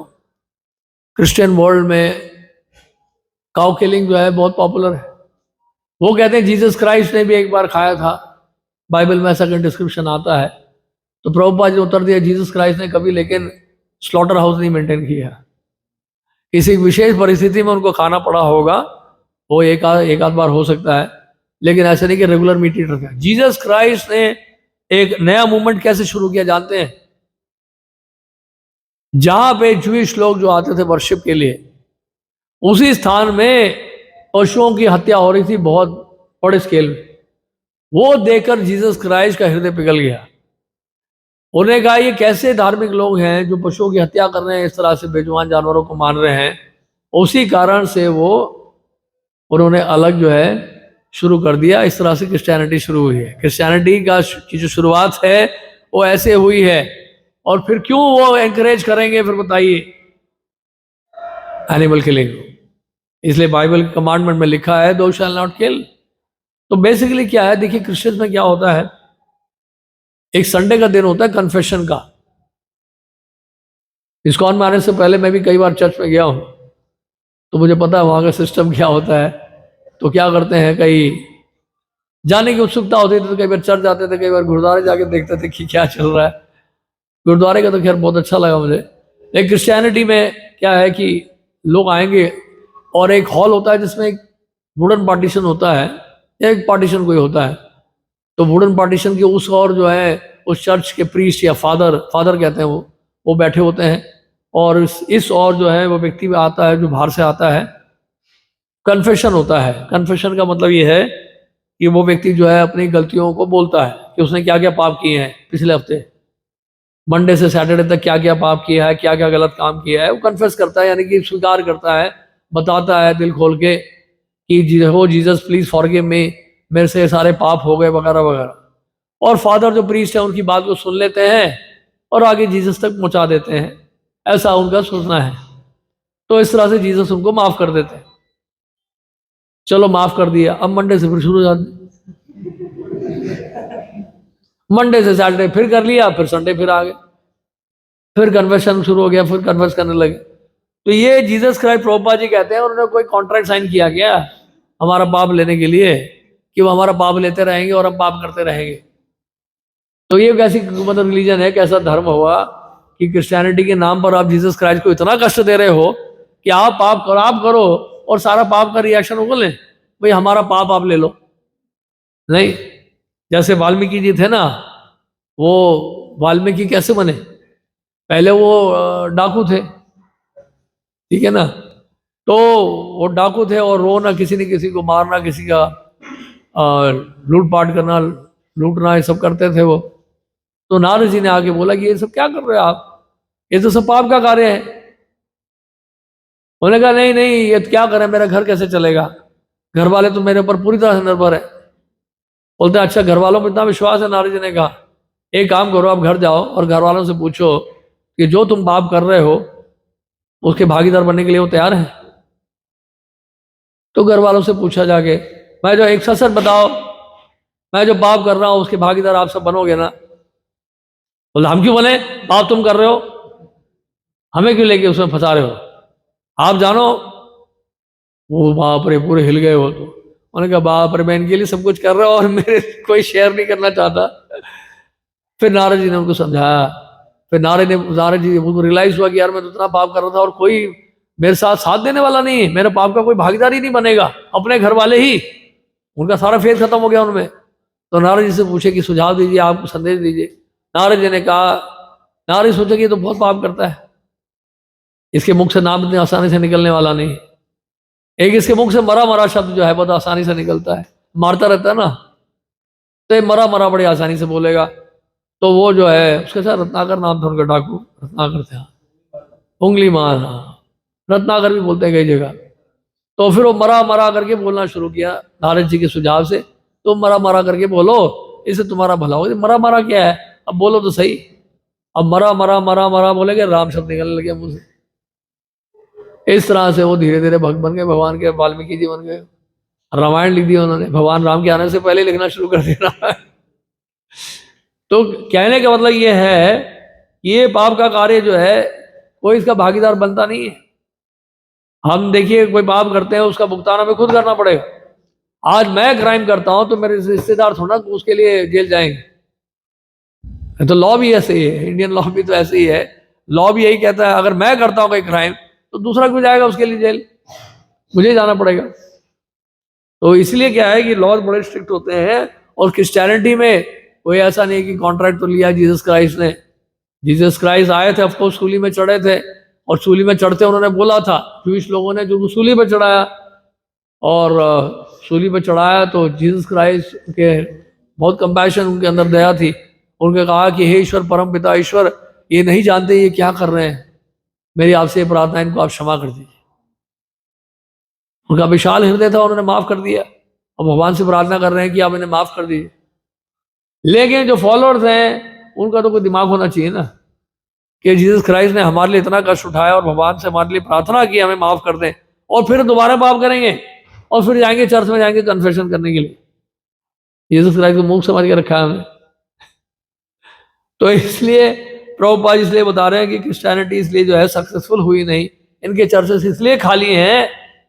आप जाएंगे ना रशिया में, या अमेरिका में चर्च में बहुत कम लोग जाते, खाली रहते हैं मोस्टली चर्च। बड़े बड़े चर्च हैं, ह्यूज साइज के, जैसे हमारा टेम्पल है ना, इससे भी बड़े बड़े चर्च हैं। वेस्ट में जाओगे आप, देखो वो चर्च खाली होते हैं, कोई जाता ही नहीं है, कुछ ही लोग बैठे होते हैं। वो इसलिए है, कारण क्या है, क्योंकि वहां के जो लोग हैं वो खुद ही बाइबल को फॉलो नहीं कर रहे हैं। बाइबल हाथ में होता जरूर है, लेकिन कमांडमेंट्स फॉलो नहीं कर रहे हो। इस कारण से उनका जो प्रीचिंग है वो इफेक्टिव नहीं होता है। लोग मॉनेटरी बेनिफिट्स के लिए, मेडिकल बेनिफिट्स के लिए क्रिश्चियन तो बन जाते हैं, लेकिन वास्तव में जब तक हार्ट में रिवोल्यूशन नहीं आएगा तब तक कोई लाभ मिलेगा नहीं। ये सिर्फ क्रिश्चियनिटी के लिए नहीं, हमारे लिए भी है। ऐसे नहीं कि हम बड़े जो है दूध के धुले हुए हैं, हमारे साथ भी यही प्रिंसिपल है। हम जब तक भगवत गीता की टीचिंग्स को फॉलो करेंगे एज इट इज, तब तक उसका लाभ मिलेगा। नहीं तो भगवत गीता केवल हाथ में रहेगी कसम खाने के लिए केवल, तो उसका कोई विशेष लाभ मिलेगा नहीं। या फिर लाल कपड़े से उसको ढके रखें, हमारे घर में भी गीता है जी, 100 साल पुरानी है। 100 साल पुरानी तो है, उसको क्या लिखा है भी तो पढ़ लो। भगवान की वाणी क्या है, भगवान ने क्या आदेश दिया वो भी समझ लो, उसको अपने जीवन में उतारो। कहना है बड़ा आसान है मैं हिंदू हूँ, लेकिन जब शास्त्र में दिया गया है उसको फॉलो करना है, तभी तो राम राज्य होगा ना। भगवान राम की शिक्षाओं को अपने जीवन में उतारना। केवल ये कहते ना राम राज्य राम जय, उससे नहीं होता कुछ। राम राज्य में क्या क्या होता था वो देखना है हमें, उन नियमों का पालन करना है, तब जो है हम अपने आप को धार्मिक कह सकते हैं। नहीं तो कोई फायदा नहीं है बोलना मैं हिंदू हूँ, क्रिश्चियन है, मुस्लिम है, सब एक ही है। फिर क्या डिफरेंस है? जितना वो पाप कर रहे हैं, बल्कि हिंदू ज्यादा बीफ खा रहे हैं आजकल। हिंदू जो है बहुत बीफ खा रहे हैं, नॉन वेज ज्यादा खा रहे हैं। हमारा गोविंदा रेस्टोरेंट इतना चलता क्यों नहीं है? जानते क्यों? क्यों वेजिटेरियन है, क्योंकि वो नॉन वेज है नहीं। नॉन वेज कल शुरू करो, यहाँ पे लाइन लगी, जगह नहीं होगी पाँव रखने की, क्योंकि वेजिटेरियन है इसलिए भीड़ कम है यहाँ। और जितने नॉन वेज रेस्टोरेंट हैं सब भरे रहते हैं, क्योंकि अधिकांश लोग नॉन वेज खा रहे हैं अभी। तो हिंदू कहाँ हुए फिर? कहाँ लिखा है हिंदू के बारे में कि मांसाहार करना चाहिए? कहीं लिखा है कि हिंदू गोमांस खा सकता है? एक हमारे गाय की सेवा बताई गई, गौ माता बताया गया, गाय को माता का स्थान दिया है, और हमारे हिंदू लोग बीफ खा रहे हैं, तो हिंदू कैसे हुए? तो ये तो हर जगह ही प्रॉब्लम है। ऐसा नहीं कि मतलब क्रिश्चियंस को हम ब्लेम कर रहे हैं, हम तो प्रिंसिपल की बात कर रहे हैं। समस्या हर जगह है, हम भी ठीक से फॉलो नहीं कर रहे हैं।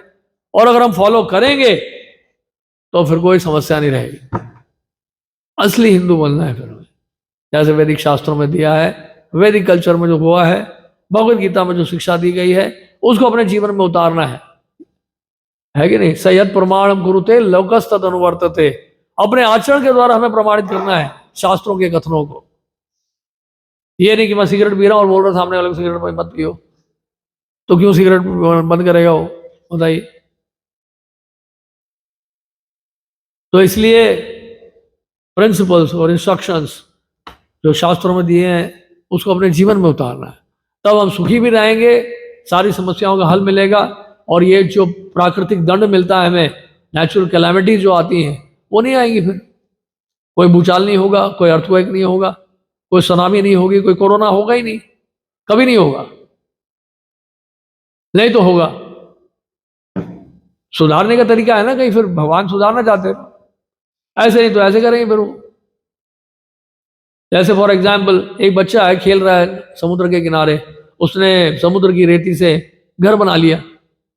अब घर क्या बना लिया, सोचे कि मैं घर इसी घर में रहूंगा, घर वापस से नहीं जाऊंगा अपने ओरिजिनल घर में, तो उसकी मूर्खता है ना फिर। और नहीं जाएगा वापस घर तो उसके पिता आएंगे, क्या करेंगे? एक लात मारेंगे, वो घर को तोड़ देंगे।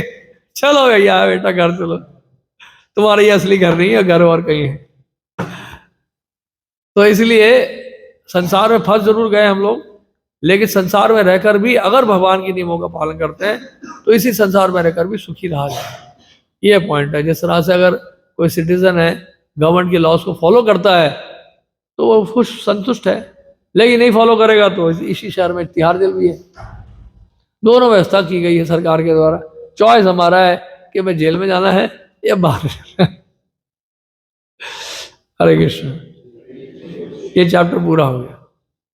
हरे कृष्ण। कोई क्वेश्चन है? एक दो क्वेश्चन दे सकते हैं।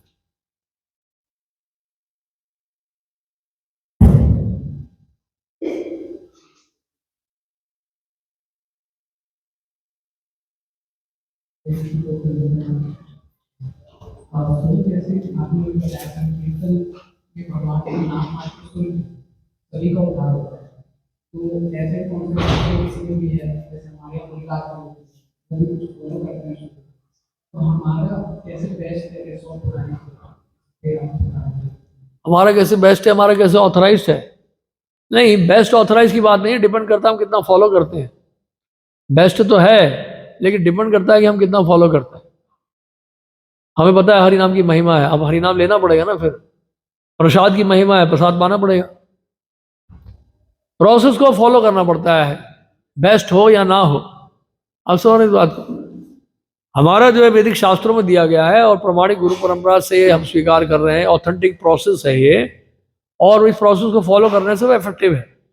दवाई अगर आप कहीं से भी ले लो वो ठीक है, लेकिन एक अच्छे डॉक्टर से लो जो ऑथेंटिक है, तो फिर उसमें ट्रीटमेंट जो है और अच्छे से होगा। तो इसी तरह से प्रोसेस, अगर भक्ति का प्रोसेस सही जगह से मिलता है हमें, उसको अगर हम फॉलो करते हैं तब वो इफेक्टिव होगा, नहीं तो कैसे इफेक्टिव होगा बताइए, है कि नहीं? और बताइए।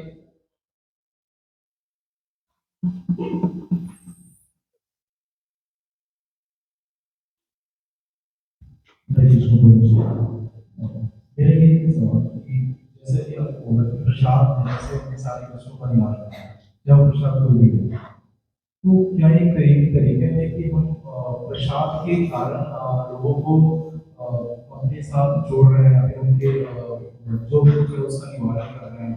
क्योंकि मुझे ऐसा लगता है कि प्रसाद है वो एक अगर मैं दूसरे शब्दों में बोलूँ तो उनका खाने का सामान भी है।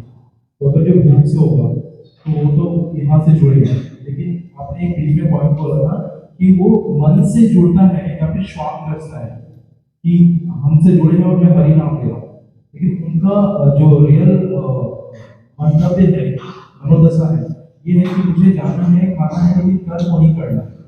जिस तरह से आपने कन्फ्यूजन के बारे में बताया, तो ये कितने हद तक सही है?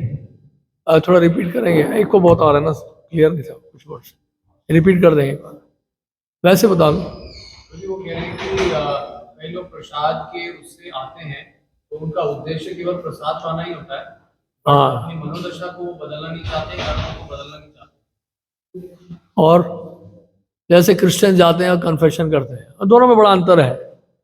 लेकिन यहाँ प्रसाद जो है डायरेक्टली कृष्ण ही है, कृष्ण और प्रसाद में कोई अंतर नहीं है। तो प्रसाद भले ही किसी भी कारण से कोई ले, भले मनोरंजन के लिए ले, या सोचे कि हाँ भाई भंडारा है, चलो चलो आज घर में नहीं कुकिंग करेंगे, वहाँ जाके खा लेते हैं, जो भी कारण है, अगर वो प्रसाद पाने आ रहे हैं और प्रसाद लेते रहे, अगर वो आज नहीं तो कल प्रसाद लेके वो प्यूरिफाई हो जाएंगे, शुद्ध हो जाएंगे, गारंटीड है। लेकिन कन्फेशन में क्या प्रॉब्लम आ रही है? कन्फेशन तो वो इसीलिए कर रहे हैं कि हम भैया उस पर्टिकुलर पाप से बच जाएं और कल से शुरू कर देंगे पाप। तो कन्फेशन में प्यूरिफिकेशन इसलिए नहीं है क्योंकि उसमें बेसिकली क्या है, कोई भक्ति का प्रोसेस नहीं है उसमें। वो केवल एक बस अपना समस्या बता रहे हैं, मुझे बता लो मैंने पाप किया है, आप समझ रहे हैं? हाँ, उसमें संभावना ये है, अगर वो कन्फेशन करता है और कहीं ना कहीं उसके दिमाग में आता है भैया बार बार मैं कन्फेशन कर रहा हूँ, मुझे दोबारा ही पाप नहीं करना चाहिए, तो वहाँ पे सुधरने की संभावना है। लेकिन जनरली ऐसा होता नहीं है। और जहाँ तक प्रसाद की बात है, अगर प्रसाद को लेता रहेगा, प्रसाद इफेक्टिव है बड़ा, प्रसाद जो है प्यूरिफाई करेगा बहुत तेजी से। जो प्रसाद की पोटेंसी है उस कन्फेशन से बहुत ज्यादा पावरफुल है, क्योंकि डायरेक्ट कृष्ण ही है प्रसाद। You are playing with fire. आप प्रसाद जो है वो कृष्ण ही है। प्रसाद को आप लेते हैं मुंह में, कृष्ण तुरंत ऐड करना शुरू कर देते हैं।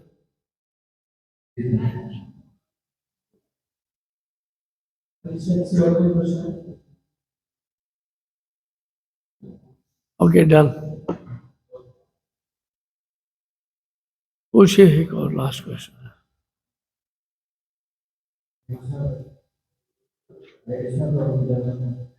जैसे हमारे आचार्य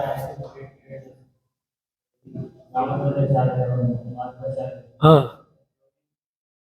तो आचार्य रोशनी में जैसे द्वैतवाद और विशिष्ट द्वैतवाद, तो उनकी जैसे जैसे मध्वाचार्य द्वैतवादी, रामानुजाचार्य विशिष्ट द्वैतवादी, तो उनकी मतलब ये अलग कैसे हो? अलग नहीं है, एक ही है, प्रेजेंटेशन अलग है, एक ही चीज है।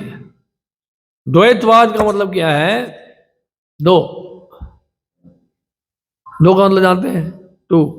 भगवान और जीव में भेद है, जड़ और जड़ में भेद है। भेद है कि नहीं? जड़ और जड़ में, पानी और मिट्टी में भेद है, तो दोनों ही जड़ है ना, भेद हो गया कि नहीं?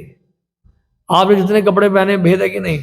तो जड़ और जड़ में भेद है, भगवान और हम में भेद है, और जीव में भी भेद है, आप में और आप में भेद है, पर्सन टू पर्सन भी डिफरेंस है। भगवान और प्रकृति में भेद है, प्रकृति और जीव में भेद है। तो इस तरह से भेद है, इसको कहते हैं द्वैतवाद। विशिष्ट द्वैतवाद का मतलब है विशिष्ट अद्वैतवाद, क्वालिफाइड मोनिज्म।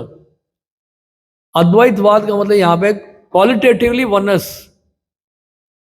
भगवान और हमें भेद है क्वांटिटी के हिसाब से, लेकिन आत्मा की जो क्वालिटी है आंशिक रूप में वही है जो भगवान में है। जैसे चिंगारी है ना, स्पार्क फायर का, उसकी क्वालिटी क्या है? Heat and light. और जो फायर उसकी क्वालिटी क्या है? Heat and light. लेकिन क्वांटिटी किसकी ज्यादा है? फायर की है। स्पार्क की क्या क्वांटिटी है? बहुत कम है। तो क्वालिटेटिव वननेस है, क्वालिटेटिव वननेस, यानी गुणवत्ता की दृष्टि से एकत्व है, मात्रा की दृष्टि से भेद है। समुद्र और समुद्र का एक बूंद, समुद्र की मात्रा बहुत अधिक है, उसमें जल बहुत अधिक है, और बूंद में मात्रा कम है, तो मात्रा की दृष्टि से भेद हुआ कि नहीं? गुणवत्ता की दृष्टि से एक है। कैसे? उस बूंद में पानी अटैच करो, खा रहा है, समुद्र का पानी लो, वो भी खा रहा है, क्वालिटी एक हो गई कि नहीं? तो क्वालिफाइड मोनिज्म का, विशिष्ट अद्वैतवाद का मतलब ये है कि क्वालिटेटिवली वननेस है। तो दोनों बेसिकली फिलॉसफी एक ही है, ये एंगल अलग एंगल है समझने का, उसी सिद्धांत की चर्चा हो रही है अलग अलग एंगल से। रसगुल्ला इधर से खा लो, इधर से खा लो, इधर से खा लो, है रसगुल्ला। वो इसलिए भी है कि कई तरह के डिवोटीज हैं, कई वैरायटीज हैं डिवोटीज के, स्पिरिचुअल वर्ल्ड में भी वैरायटी है, तो अलग अलग एंगल से लोग भगवान को समझते हैं। लेकिन प्रमाणिक स्रोत से समझा जाए तो उसको स्वीकार किया जा सकता है। समझ गया? जैसे फॉर एग्जाम्पल, और दिल्ली यूनिवर्सिटी में कितने सारे कॉलेजेस हैं, तो सारे कॉलेजेस के सिलेबस एक ही है ना, लेकिन अलग अलग कॉलेजेस में अलग अलग पढ़ाने का तरीका हो सकता है। कोई टेक्नोलॉजी को यूज कर रहा है, कोई नहीं यूज कर रहा है, कोई कई क्लासरूम एयर कंडीशन है, कहीं नहीं है, तो वैरायटी हो सकती है उसमें, लेकिन बेसिक थीम वही है। तो वैसे ही है। जैसे रामानुजाचार्य उन्होंने कहा था कि भगवान आत्मा है और जीव और प्रकृति उनका शरीर है। नहीं, भगवान आत्मा नहीं है, भगवान आत्मा है लेकिन परम आत्मा है, सुप्रीम सोल। आत्मा तो दोनों ही है, लेकिन एक परमात्मा है, एक आत्मा है, वो सुप्रीम लिविंग बीइंग है, हम क्या है? माइन्यूट है।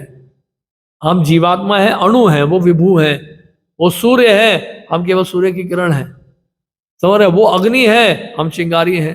वो समुद्र है, हम केवल एक बूंद है। वो सोने की खान है, हम केवल एक सोने की अंगूठी है। क्वालिटी वही है, क्वांटिटी में डिफरेंस। ठीक है? हरे कृष्ण।